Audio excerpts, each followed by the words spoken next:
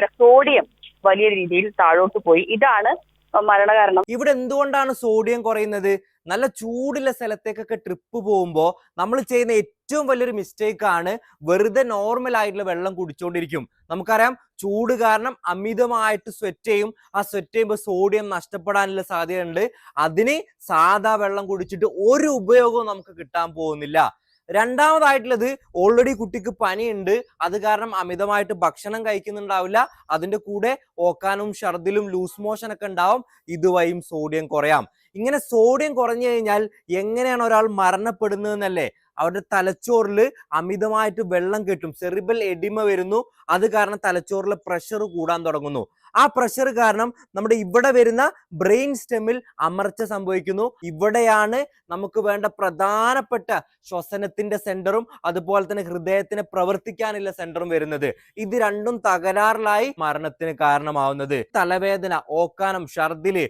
ഒരു കൺഫ്യൂഷൻ, പിച്ചും പേയൊക്കെ പറഞ്ഞു തുടങ്ങുക, അപസ്മാരത്തിന്റെ ലക്ഷണങ്ങളൊക്കെ കുട്ടി കാണിക്കുന്നുണ്ട് എന്നുണ്ടെങ്കിൽ നിർബന്ധമായിട്ട് നമുക്ക് ഉറപ്പിക്കാം അത് സോഡിയം കുറഞ്ഞതാണ്. ORS സൊല്യൂഷൻ കൃത്യസമയത്ത് ആ കുട്ടിക്ക് നമ്മൾ കൊടുത്തിരുന്നെങ്കിൽ ആ കുട്ടിയുടെ ജീവൻ നമുക്ക് രക്ഷിക്കാൻ പറ്റുമായിരുന്നു.